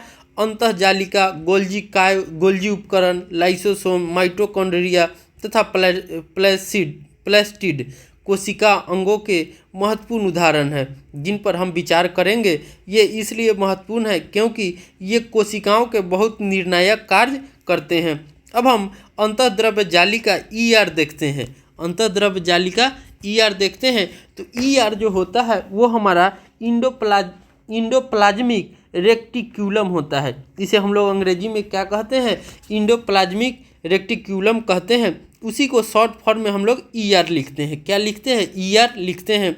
अंतःद्रव्य जालिका जो होती हैं वो नलिकाओं तथा सीट का एक बहुत बड़ा तंत्र है। ये लंबी नलिका अथवा गोल या आयताकार थैले पुटिकाओं की तरह दिखाई देते हैं। अंतःद्रव्य जालिका की रचना भी प्लाज्मा झिल्ली के अनुरूप होती है। तो अंतःद्रव्य जालिका की जो रचना होती है वो प्लाज्मा झिल्ली के अनुरूप होती है। अंतःद्रव्य जालिका दो प्रकार की होती है। जो हमारा अंतःद्रव्य जालिका होती है वो मुख्यतः दो प्रकार की होती है। एक हमारा आता है खुरदरी अंतर्द्रव्य जालिका जिसे RER कहते हैं। दूसरा आता है चिकनी अंतर्द्रव्य जालिका SER कहते हैं। तो RER का हमारा क्या हो जाएगा, rough endoplasmic reticulum, rough endoplasmic reticulum, और दूसरा क्या हो जाएगा स्मूथ इंडोप्लाज्मिक रेक्टिकुलम। इसका क्या हो जाएगा स्मूथ इंडोप्लाज्मिक रेक्टिकुलम, और इसका हो जाएगा रफ इंडोप्लाज्मिक रेक्टिकुलम। RER सूक्ष्मदर्शी से माने खुरदरी अंतर्द्रव्य जालिका होंगी उसको सूक्ष्मदर्शी से देखने पर खुरदरी दिखाई देती है। तो जो खुरदरी होंगी वो खुरदरी दिखाई देती हैं क्योंकि इस पर राइबोसोम लगे होते हैं। वो खुरदरी क्यों दिखाई देती है, तो उस पर राइबोसोम जो होते हैं वो लगे होते हैं। राइबोसोम पर प्रोटीन संश्लेषित होती है। तो राइबोसोम पर प्रोटीन जो होती है वो संश्लेषित होती है। खुरदरी अंतःद्रव्य जालिका जो होती है उस पर तैयार प्रोटीन को आवश्यकता अनुसार अंतःद्रव्य जालिका के द्वारा कोशिका के अन्य भागों में भेजा जाता है। तो जो रफ होगी खुरदरी होगी उसके द्वारा तैयार प्रोटीन को आवश्यकता अनुसार जो होती है वो अंतःद्रव्य जालिका के द्वारा कोशिकाओं के अन्य भागों में भेजा जाता है। और जो स्मूथ होती है, स्मूथ अंतःद्रव्य जालिका होती है वो वसा तथा लिपिड अणुओं को बनाने में सहायता करती है। यह कोशिकीय क्रिया के लिए बहुत महत्वपूर्ण होती है। और ये कोशिकीय क्रिया के लिए क्या होती है, बहुत ही महत्वपूर्ण होती है। कुछ प्रोटीन तथा वसा कोशिका झिल्ली को बनाने में सहायता करते हैं। कुछ प्रोटीन तथा वसा कोशिका झिल्ली को बनाने में सहायता करते हैं। इस प्रक्रिया को झिल्ली जीवात जनन कहते हैं। इस प्रक्रिया को हम लोग क्या कहेंगे, झिल्ली जीवात जनन कहते हैं। कुछ अन्य प्रोटीन तथा वसा एंजाइम एवं हार्मोन की भांति कार्य करते हैं। यद्यपि विभिन्न कोशिकाओं में ER अंतःद्रव्य जालिका भिन्न रूपों में दिखाई देती है परंतु सदैव एक जालिका तंत्र का निर्माण करती है। ये हमेशा एक जालिका तंत्र का निर्माण करती है। ये हम देख सकते हैं। ये हमारा जो होता है कि जंतु कोशिका का जो ये चित्र दिया हुआ है 5.5 में, तो हम इसे समझते हैं। तो हमने देखा था कि कोशिका जो होती है तो ये संपूर्ण संरचना जो है कि कोशिका की है। ये संपूर्ण संरचना क्या हो जाएगी, ये सभी जो होंगी कोशिका की होंगी। अब हम आगे देखते हैं तो सबसे जो बाहरी परत होती है वो हमारा क्या होता है, तो किसी भी पदार्थ में जब हम देखते हैं तो उसकी बाहरी परत जो होती है वो हमारा जो हमने कहा था तो कोशिका होती है। कोशिका के बाद हमारा कोशिका भित्ति। तो हम जानते हैं कि कोशिका जो भित्ति होती है वो पादप में होती है। कोशिका भित्ति किस में होती है, पादप में होती है। अब हम आगे देखते हैं तो पादप में जब होती है तो उसके पहले जो हमारा ये लाइन देख रहे हैं आप, ये जो हमारी ये हमारी जो होती है वो प्लाज्मा झिल्ली होती है। ये जो है ये क्या है, तो ये हमारी प्लाज्मा झिल्ली है। इसके बाद जो होते हैं प्लाज्मा झिल्ली होती है, उसके प्लाज्मा झिल्ली के जैसे ही हम लोग इंटर करते हैं तो हमारा कोशिका द्रव्य होता है। ये सभी आप देख रहे हैं, ये सभी जो कलर देख रहे हैं ये सभी क्या है, ये सभी कोशिका द्रव्य होती हैं। ये सभी क्या होती हैं, कोशिका द्रव्य होती हैं। तो कोशिका द्रव्य के अंदर ही कोशिका द्रव्य और केंद्रक से बीच में ही सभी होती हैं जो हमारा तारक केंद्रक होते हैं, लाइसोसोम होते हैं, राइबोसोम। तो राइबोसोम किस पे होती है, अंतःद्रव्य जालिका पे होती है, अंतःद्रव्य जालिका पे होती है। माइटोकॉन्ड्रिया और अंतःद्रव्य जो हमारा अंतःद्रव्य जालिका है वो खुरदरी होती है। और ये इसी में ही होता है, केंद्रक झिल्ली होता है। चिकनी द्रव्य जालिका होती है जिसे हम लोग SER कहते हैं और रफ को क्या कहते हैं, RER कहते हैं।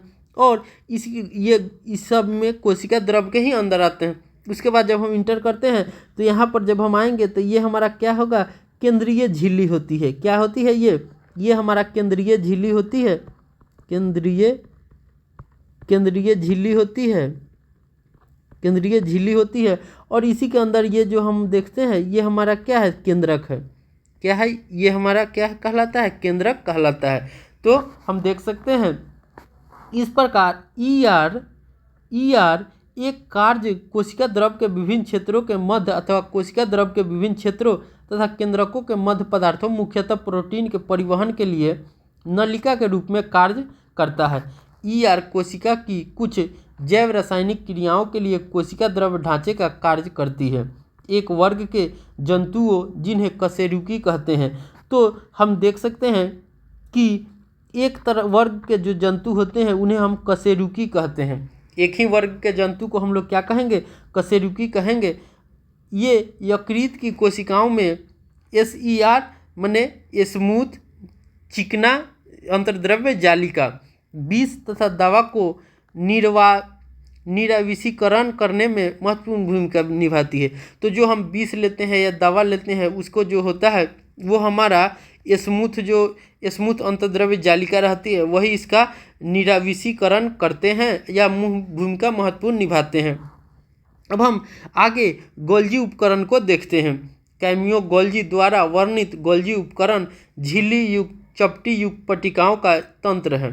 तो गोल्जी जो उपकरण है वह कैमियो गोल्जी द्वारा वर्णित, जो कैमियो गोल्जी एक वैज्ञानिक का नाम था जिन्होंने गोल्जी उपकरण के बारे में डिफाइन किया था या परिभाषित किया था। तो उन्होंने कहा था कि जो गोल्जी उपकरण होते हैं वो झिल्ली युक्त चपटी पुटिकाओं का एक तंत्र है जो एक दूसरे के ऊपर समांतर रूप से सजी रहती है, जिन्हें कुंडिका कहते हैं। इन झिल्लियों का संपर्क ER अंतर्द्रव्य जालिका झिल्लियों से होता है और इसलिए जटिल कोशिकीय झिल्ली तंत्र के दूसरे भाग को बनाती है। अब हमारा चित्र आप 5.6 के देख सकते हैं। ये हमारा पादप कोशिकाएं हैं। पादप कोशिकाएं कहने का मतलब पेड़ पौधे में जो कोशिकाएं होती है वो है। तो इसके सबसे बाहरी परत जो होते हैं वो हमारा कोशिका भित्ति होता है। जो बाह्य आवरण होंगे तो पहले तो वो बाह्य कोशिका होती है। ये हमारा जो ये हम देख रहे हैं ये सभी जो होते हैं वो हमारा क्या है, बाह्य कोशिका है। बाह्य कोशिका से जैसे ही हम इंटर करते हैं तो हमको कोशिका भित्ति मिलती है। क्या मिलती है, कोशिका भित्ति मिलती है। कोशिका भित्ति से हम जब जाते हैं अंदर तो हमें कोशिका द्रव मिलता है। ये जो आप देख रहे हैं थोड़ा, ये सभी जो हैं, ये सभी जो होंगे इस कलर के, ये सभी क्या है, कोशिका द्रव मिलते हैं। कोशिका द्रव में ही विभिन्न तरह के पदार्थ रहते हैं, जैसे लाइसोसोम, चिकनी अंतर्द्रव्य जालिका, खुरदुरी अंतर्द्रव्य जालिका, हरित लवक जो होते हैं, गोल्जी उपकरण होते हैं, केंद्रीय झिल्ली तो केंद्र में होती है, प्लाज्मा झिल्ली, ये सभी जो होती है वो सभी जो ये कोशिका द्रव के अंदर ही होते हैं। अब हम जब केंद्रक के पास जाते हैं तो केंद्रक के ये जो बाहरी आवरण होते हैं वो हमारा केंद्रीय झिल्ली कहलाता है और ये हमारा केंद्रक कहलाता है। ये जो होते हैं ये हमारा क्या कहलाता है, केंद्रक कहलाता है। तो अब हम आगे देखते हैं। ER में संश्लेषित पदार्थ गोल्जी उपकरण में पैक किए जाते हैं। जो अंतर्द्रव्य जालिका में जो संश्लेषित पदार्थ होते हैं वो उपकरण गोल्जी में पैक किए जाते हैं। गोल्जी उपकरण में क्या होंगे, पैक किए जाते हैं और उन्हें कोशिका के बाहर तथा अंदर विभिन्न क्षेत्रों में भेज दिया जाता है। और जो वो गोल्जी उपकरण पैक कर देते हैं और कोशिका के अंदर बाहर भेज दिया जाता है। इस कार्य में शामिल है पुटिका में पदार्थों का संचयन, रूपांतरण तथा बंद करना। इन परिस्थितियों में गोल्जी उपकरण में सामान्य शक्कर से जटिल शक्कर बनाती है। गोल्जी उपकरण के द्वारा लाइसोसोम की बनाया जाता है। तो गोल्जी उपकरण के द्वारा ही लाइसोसोम को बनाया जाता है। गोल्जी उपकरण के द्वारा ही लाइसोसोम को बनाया जाता है। अब हम लाइसोसोम के बारे में देखते हैं। संरचनात्मक दृष्टि से लाइसोसोम में झिल्ली से घिरी हुई संरचना होती है। तो लाइसोसोम क्या है, तो संरचनात्मक दृष्टि से लाइसोसोम में झिल्ली से घिरी हुई संरचना होती है जिनमें पाचक एंजाइम होते हैं। RER माने चिकनी अंतर्द्रव्य जालिका इन एंजाइमों को बनाते हैं। तो RER होते हैं खुरदुरी। RER क्या हो जाएगी, रफ खुरदुरी अंतर्द्रव्य जालिका। खुरदुरी अंतर्द्रव्य जालिका इन एंजाइमों को बनाती है और ये क्या होते हैं, तो लाइसोसोम को कह सकते हैं कि एक पाचक एंजाइम है। लाइसोसोम कोशिका का अपशिष्ट निपटाने वाला तंत्र है। लाइसोसोम जो होते हैं वो कोशिका का अपशिष्ट जो होते हैं, हमारे शरीर में जो अनयूजेबल पदार्थ है उसको निपटाने वाला तंत्र होता है। ये बाहरी पदार्थ एवं कोशिका अंगों के टूटे फूटे भागों को पाचित करके कोशिका को साफ करते हैं। कोशिका के अंदर आने वाले बाहरी पदार्थ जैसे बैक्टीरिया अथवा भोजन तथा पुराने अंग लाइसोसोम में चले जाते हैं, जो उन्हें छोटे छोटे टुकड़ों में तोड़ देते हैं। लाइसोसोम में बहुत शक्तिशाली पाचनकारी एंजाइम होते हैं। तो लाइसोसोम जो होते हैं उनमें बहुत शक्तिशाली जो होते हैं कि पाचनकारी एंजाइम होते हैं जो जटिल पदार्थों को सरल पदार्थों में तोड़ते हैं। कोशिकीय चयापचय मेटाबॉलिज्म में व्यवधान के कारण जब कोशिका क्षतिग्रस्त या मृत हो जाती है तो लाइसोसोम फट जाते हैं। जब कोशिका जो होगी अगर वो मृत हो जाएगी या क्षतिग्रस्त हो जाती है, उस समय क्या होता है, तो जो लाइसोसोम होते हैं वो फट जाता है और एंजाइम अपनी ही कोशिकाओं को पाचित कर देते हैं। और एंजाइम जो होंगे उसमें जो पाचन एंजाइम होते हैं वो उस कोशिकाओं को क्या करते हैं, अपने में ही पाचित कर लेते हैं। इसलिए लाइसोसोम को कोशिका की आत्महत्या थैली कहते हैं। तो लाइसोसोम को हम लोग क्या कहते हैं, आत्मघाती थैली भी कहते हैं। लाइसोसोम को क्या कहेंगे, आत्मघाती थैली भी कहते हैं। ये क्वेश्चन कई भी एग्जामों में आ चुका है, तो आप भी याद रखिएगा लाइसोसोम को आत्मघाती थैली भी कहते हैं। कैमियो गोल्जी का जन्म 7 जुलाई 1843 को ब्रेसिका के समीप कोर्टानो में हुआ था। उन्होंने पविया विश्वविद्यालय में से मेडिसिन का अध्ययन किया। 1865 में स्नातक के बाद उन्होंने पाविया के सेंट मेटियो के अस्पताल में अध्ययन जारी रखा। उस समय उनकी सारी खोज तंत्रिका तंत्र से संबंधित थी। 1872 में उन्होंने एबियाटे ग्रेसो के एक दीर्घकालिक रोग के अस्पताल में मुख्य चिकित्सक पदाधिकारी का पदभार ग्रहण किया। उन्होंने सबसे पहले अपनी खोज इस अस्पताल के किचन में तंत्रिका तंत्र पर की। उन्होंने इस छोटी सी किचन को प्रयोगशाला बना लिया था। उनका सबसे महत्वपूर्ण कार्य यह था कि उन्होंने अकेली तंत्रिका तथा कोशिका संरचनाओं को अभिरंगित करने की क्रांतिकारी विधि प्रदान की।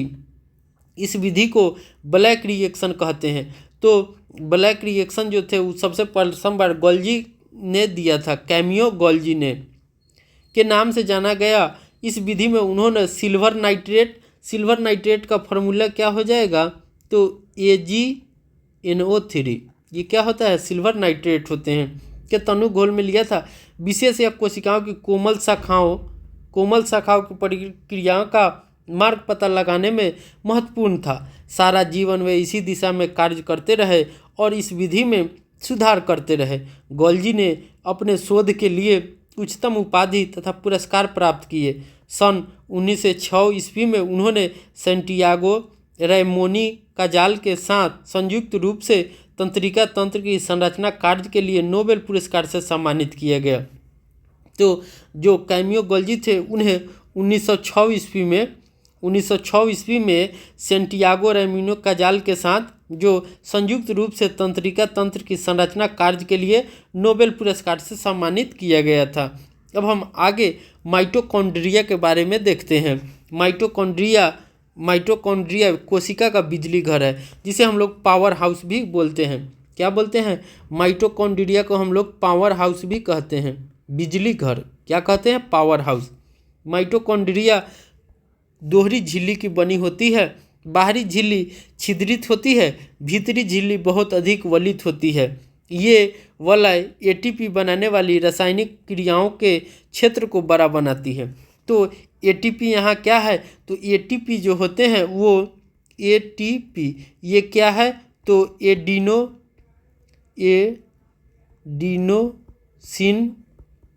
एडिनोसिन ट्राइफॉस्फेट, ये एटीपी जो है एडिनोसिन ट्राइफॉस्फेट हैं। जीवन के लिए आवश्यक विभिन्न रासायनिक क्रियाओं को करने के लिए माइटोकॉन्ड्रिया एटीपी एडिनोसिन ट्राइफॉस्फेट के रूप में ऊर्जा प्रदान करते हैं। तो आपसे कभी भी पूछेगा कि कोशिका की ऊर्जा जो होती है वो किस फॉर्म में रहती है, तो एटीपी के रूप में रहती है। ऊर्जा जो किस फॉर्म में रहती है, तो एटीपी के रूप में रहती है।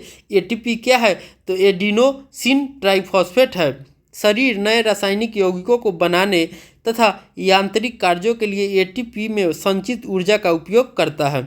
माइटोकॉन्ड्रिया बहुत अधिक अंगक है क्योंकि इसमें उसका अपना डीएनए तथा राइबोसोम होता है। तो माइटोकॉन्ड्रिया होते हैं, उसमें अपना राइबोसोम और डीएनए होता है। क्या होता है, अपना डीएनए और राइबोसोम होता है। अतः माइटोकॉन्ड्रिया अपना कुछ प्रोटीन स्वयं बनाते हैं। तो माइटोकॉन्ड्रिया जो होते हैं कि वो अपना कुछ प्रोटीन जो होते हैं वो अपने आप बनाते हैं। अब हम आगे प्लास्टिड के बारे में देखते हैं। प्लास्टिड केवल पादप में कोशिकाओं में स्थित होते हैं। तो जो प्लास्टिड होते हैं वो केवल पौधे के कोशिकाओं में पाए जाते हैं। प्लास्टिड दो प्रकार के होते हैं, क्रोमोप्लास्ट रंगीन प्लास्टिड या ल्यूकोप्लास्ट श्वेत या रंगीन प्लास्टिड। तो आप देख सकते हैं जो प्लास्टिड होंगे वो कितने प्रकार के होंगे, दो। हमारा एक होता है क्रोमोप्लास्ट, दूसरा क्या होता है, ल्यूकोप्लास्ट। क्रोमोप्लास्ट जो होंगे वो रंगीन होंगे प्लास्टिड होंगे, जबकि ल्यूकोप्लास्ट जो होते हैं वो श्वेत उजला या रंगहीन होंगे। जिस क्रोमोप्लास्ट में क्लोरोफिल वर्णक होता है उसे क्लोरोप्लास्ट कहते हैं। तो जो प्लास्टिड होंगे वो क्रोमोप्लास्ट में क्लोरोफिल माने हरा कलर का वर्णक होता है, उसे हम क्या कहेंगे, क्लोरोप्लास्ट कहते हैं। पौधे में क्लोरोप्लास्ट प्रकाश संश्लेषण के लिए बहुत आवश्यक है। क्लोरोप्लास्ट में क्लोरोफिल के अतिरिक्त विभिन्न पीले अथवा नारंगी रंग के वर्णक भी होते हैं। ल्यूकोप्लास्ट प्राथमिक रूप से अंगक है जिसमें स्टार्च, तेल तथा प्रोटीन जैसे पदार्थ संचित होते हैं। तो हम देखते हैं कि जो हमारे क्रोमोप्लास्ट में जो क्लोरोफिल होते हैं वो वर्णक, उन्हें हम क्लोरोप्लास्ट कहते हैं। और पौधे में जो होते हैं वो क्लोरोप्लास्ट प्रकाश संश्लेषण के लिए बहुत ही आवश्यक है। क्लोरोप्लास्ट में जो क्लोरोफिल के अतिरिक्त विभिन्न पीले और नारंगी रंग के भी वर्णक होते हैं, मैंने हरे रंग के अलावा पीले भी होते हैं, नारंगी भी होते हैं। जबकि ल्यूको जो प्लास्ट होते हैं वो प्राथमिक रूप से अंगक है जिनमें स्टार्च, तेल तथा प्रोटीन जैसे पदार्थ जो होते हैं वो संचित होते हैं। क्लोरोप्लास्ट की भीतरी रचना में बहुत सी झिल्ली वाली परतें होती हैं जो स्ट्रोमा में स्थित होती है। तो क्लोरोप्लास्ट में की भीतर जो होती है बहुत सी झिल्ली जैसी रचना होती है, वो स्ट्रोमा होता है। प्लास्टिड बाह्य रचना में माइटोकॉन्ड्रिया की तरह होते हैं। जो प्लास्टिड होते हैं वो बाह्य रचना में, बाह्य की आकृति जो उसकी होती है वो माइटोकॉन्ड्रिया की तरह होती है। माइटोकॉन्ड्रिया की तरह प्लास्टिड में भी अपना डीएनए तथा राइबोसोम होता है। तो जिस तरह से हमने देखा था कि माइटोकॉन्ड्रिया में अपना डीएनए और राइबोसोम होता है, उसी तरह से प्लास्टिड में भी अपना डीएनए और राइबोसोम होता है। अब हम आगे रसधानी के बारे में देखते हैं। रसधानी ठोस अथवा तरल पदार्थों की संग्राहक थैलियाँ हैं। जो रसधानी क्या है, तो रसधानी ठोस अथवा तरल पदार्थों की संग्राहक थैलियाँ हैं। जंतु कोशिकाओं में रसधानी छोटी होती है।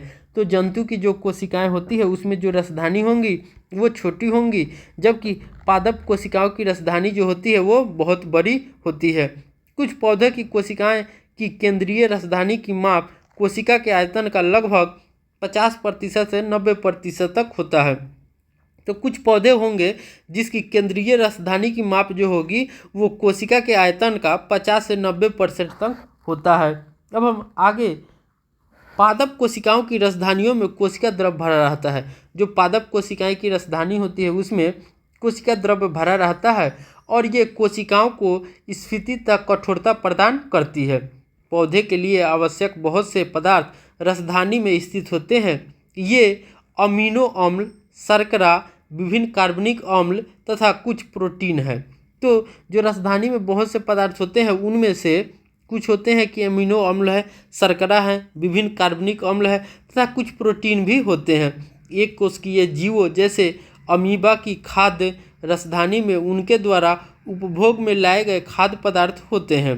एक कोशिकीय जीवों में विशिष्ट रसधानी के अतिरिक्त जल तथा कुछ विशिष्ट पदार्थों को शरीर से बाहर निकालने के लिए महत्वपूर्ण भूमिका निभाती है।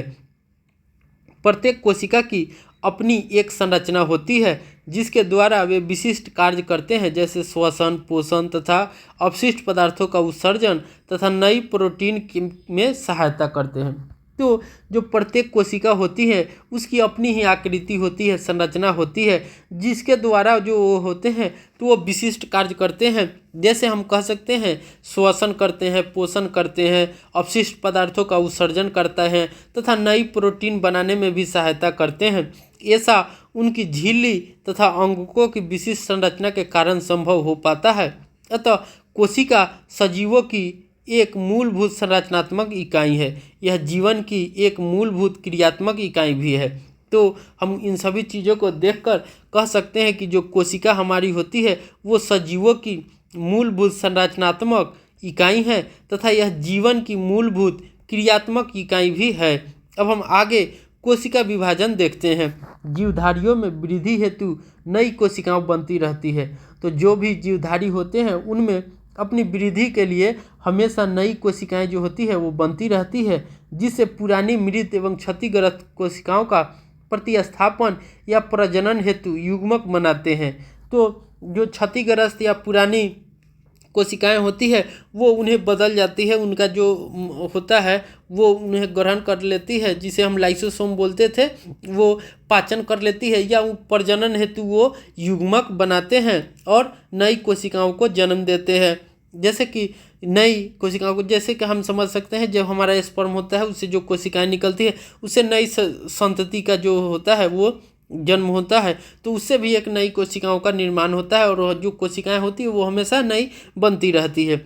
नई कोशिकाओं के बनने की प्रक्रिया को कोशिका विभाजन कहते हैं। जब हमारे शरीर में नई कोशिकाएं बनती है तो यह प्रक्रिया हमारा जो होती है वो कोशिका विभाजन कहलाती है। तो हम कह सकते हैं कि शरीर में नई कोशिकाओं की बनने की जो प्रक्रिया होती है वही हमारा कोशिका विभाजन होता है। सूत्री विभाजन और अर्धसूत्री विभाजन नामक दो मुख्य प्रकार की कोशिका विभाजन की प्रक्रिया है। तो कोशिका विभाजन की प्रक्रिया जो होती है एक हमारा सूत्री विभाजन है और दूसरा जो होता है वो अर्धसूत्री विभाजन है। इस तरह से हम कह सकते हैं कि जो कोशिका विभाजन की प्रक्रियाएं हैं वह मुख्यतः दो होती है, एक हमारा सूत्री विभाजन, दूसरा हमारा अर्धसूत्री विभाजन। कोशिका विभाजन की प्रक्रिया जिससे अधिकतर कोशिकाएं वृद्धि हेतु विभाजित होते हैं उसे सूत्री विभाजन प्रक्रिया कहते हैं। जैसे समझ सकते हैं कोशिका विभाजन की प्रक्रिया जिससे अधिकतर कोशिकाएं माने बहुत ज़्यादा मात्रा में कोशिकाएं की वृद्धि होती है तो विभाजित होती है उसे हम लोग सूत्री विभाजन कहते हैं। क्या कह जब अधिक मात्रा में विभाजित होगी तो क्या कहलाएगा? सूत्री विभाजन कहलाएगा। इस प्रक्रिया में प्रत्येक कोशिका, जिसे मृत कोशिका भी कह सकते हैं, विभाजित होकर दो समरूप संतति कोशिकाएं बनाती है। वो विभाजित होकर दो जो होती हैं वो समरूप संतति कोशिकाएं बनाती है। जैसा कि चित्र हम 5.7 में देख सकते हैं।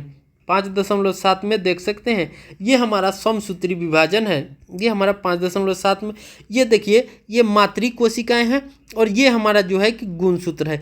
तो ये दोनों कोशिकाएं जो होती है वो आपस में विभाजित होकर दो सामान्य जो हो गए दो समरूप कोशिकाएं उत्पन्न करेंगी। तो वो हमारा क्या कहलाएगा और क्या कहलाता है? तो सूत्री विभाजन क्या कहलाता है? क्या कहलाता है? सूत्री विभाजन कहलाता है। ये संतति कोशिकाएं जो होती हैं उनमें गुणसूत्रों की संख्या मातृ कोशिकाएं के समान होती है।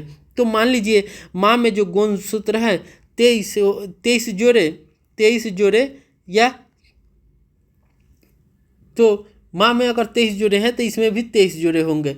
तो अगर इनमें जितना गुणसूत्र रहेगा, माँ में जितना गुणसूत्र रहेगा उतना ही गुणसूत्र जो होंगे वो संतति में होंगे। ये जो संतान उत्पन्न होंगे उसमें भी सामान्य गुणसूत्र होते हैं। यह जीवों में वृद्धि ऊतकों के मरम्मत में सहायता करती है। जंतुओं और पौधे के प्रजनन अंगों अथवा ऊतकों की विशेष कोशिकाएं विभाजित होकर युग्मक बनाती है। तो ये कोशिकाएं जो होती है जंतु और पौधे में प्रजनन अंगों अथवा ऊतकों की विशेष कोशिकाएं विभाजित होकर युग्मक बनाती है, आपस में मिलकर एक युग्मक बनाती है जो निषेचन के पश्चात संतति निर्माण करती है।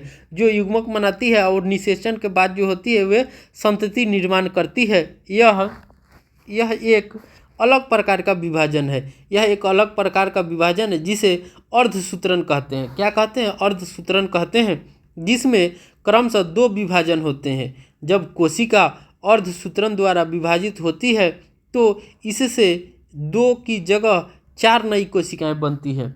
तो जब अर्धसूत्रण को विभाजन होती है तो विभाजित होकर जो इसे 2 की जगह जो होंगी वो 4 नई कोशिकाएं बनती हैं। तो जैसा कि चित्र हम 5.8 में देख सकते हैं, नई कोशिकाओं में मातृ कोशिकाओं की तुलना में गुणसूत्रों की संख्या आधी होती है। तो समसूत्री में क्या होती है, गुणसूत्र समान होते हैं, गुणसूत्र क्या होंगे, समान होते हैं। जबकि हमारा अर्धसूत्री में क्या हो जाएगा, तो माँ की जो नई कोशिका माँ की तुलना में, जैसे माँ की मान लीजिए कि 10 है, माँ की गुणसूत्र 10 है, तो संतान में क्या हो जाएगा, वो आधी हो जाएगी, 5 हो जाएगी। कितना हो जाएगी, 5 हो जाएगी। तो वही कह रहा है कि जो नई कोशिकाओं में मातृ कोशिकाओं की तुलना में गुणसूत्रों की संख्या आधी होती है। क्या आप सोच सकते हैं कि संतति कोशिकाओं में गुणसूत्रों की संख्या क्यों आधी होती है? तो अब हम इस तरह से हमारा अध्याय जो 5 है वो समाप्त हो गया, जीवन की मौलिक इकाई। तो इसे हम लोग मेनली कोशिका के बारे में, जीवन की जो मौलिक इकाई है उसे हम लोग कोशिका कहते हैं। जीवन की जो मौलिक इकाई होगी वो क्या कहलाती है, कोशिका कहलाती है। तो इस अध्याय में हमने मेनली कोशिका के बारे में देखा। तो आइए एक एक करके फिर से हम पुनः उन बिंदुओं पर चर्चा करते हैं जिसे हमने देखा है। तो हमने देखा था कि जो कोशिका होती है वो जीवन की मूलभूत संरचना इकाई है। तो कोशिका क्या है, तो कोशिका जो होंगे, जिसे हम लोग अंग्रेजी में सेल भी कहे थे, जो सेलुलर नामक लैटिन शब्द से बना था, जिसका अर्थ था छोटा कमरा। क्या था, छोटा कमरा। तो ये जो होती है वो जीवन की मूलभूत संरचनात्मक इकाई है। आगे हमने देखा था कि कोशिका के चारों ओर प्लाज्मा झिल्ली होती है। ये झिल्लियाँ लिपिड तथा प्रोटीन की बनी होती है। तो जो कोशिका के चारों ओर जो होती है वो प्लाज्मा झिल्ली होती है, और जो प्लाज्मा झिल्ली होती है वो लिपिड तथा प्रोटीन की बनी होती है। आगे हमने देखा था कि जो कोशिका झिल्ली है वो कोशिका का सक्रिय भाग है। यह पदार्थों की गति को कोशिका के भीतर तथा बाहरी वातावरण से नियमित करती है। तो कोशिका झिल्ली जो होती है वो कोशिका झिल्ली वो कोशिका का सक्रिय भाग है, और यह पदार्थों की गति को जो होता है कि बाहरी और आंतरिक वातावरण से नियमित करती थी।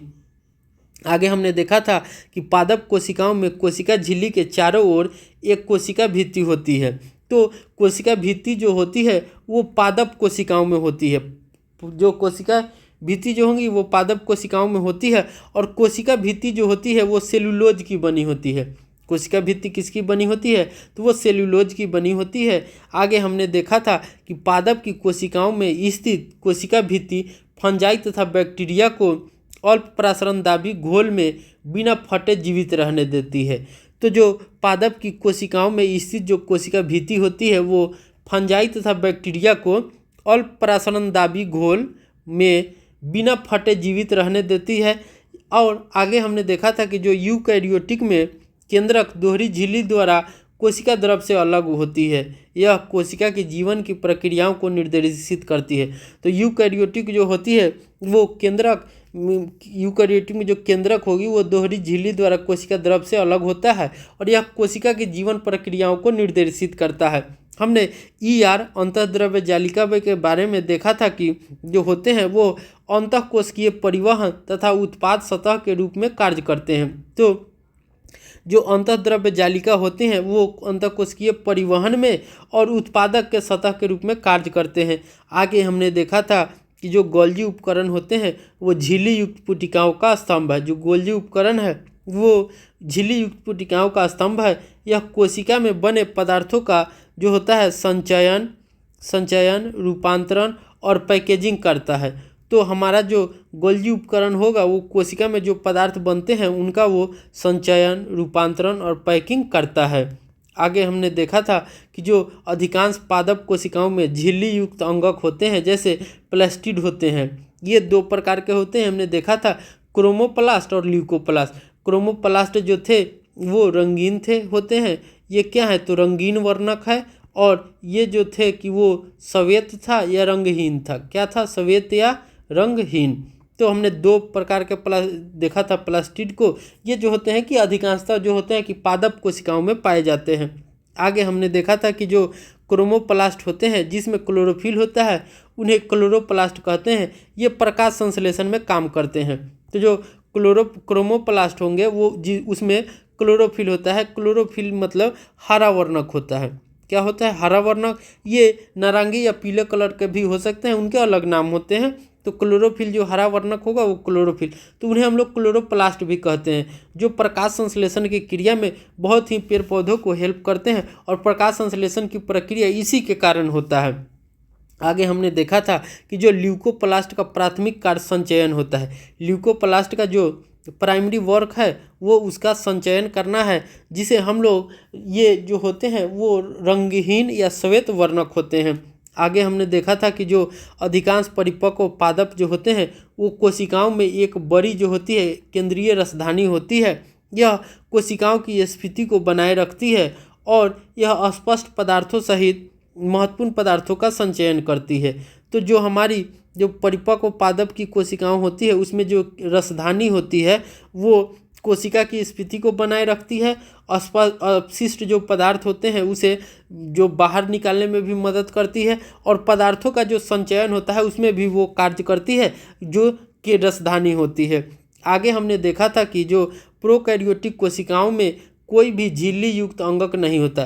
तो जो प्रोकैरियोटिक कोशिकाएं होती हैं उनमें कोई भी झिल्ली युक्त अंगक नहीं होता और उनमें केंद्रक भी नहीं होता है। क्या होता है? तो उनमें केंद्रक भी नहीं होता है।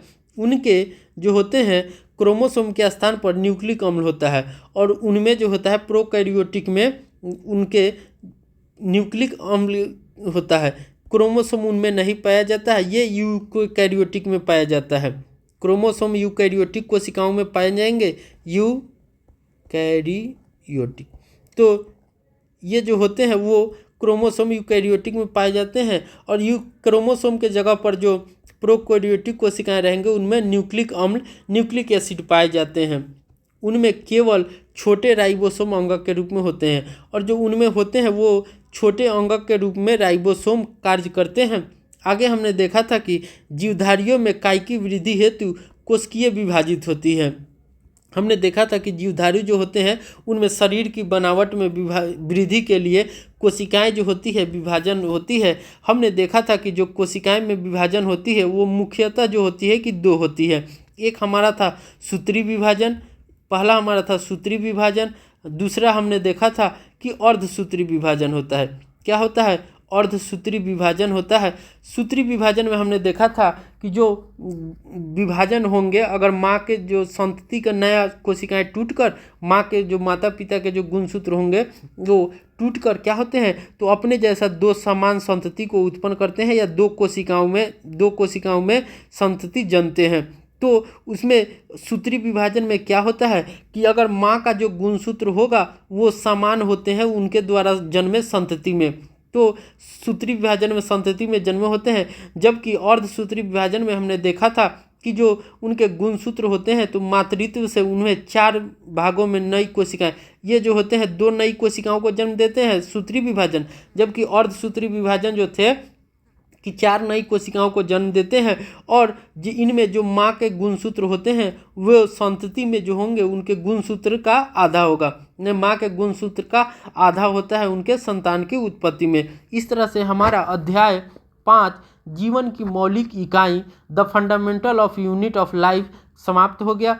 उम्मीद है आप लोगों को भी ये वीडियो अच्छा लगेगा। अगर आपको वीडियो अच्छा लगता है तो प्लीज़ हमारे वीडियो को लाइक कर दीजिएगा। अगर आपको जुड़े हुए और भी अध्याय अच्छे लगे तो चैनल को प्लीज़ सब्सक्राइब भी कर दीजिएगा। तो मिलते हैं अगले वीडियो में, तब तक के लिए बाय।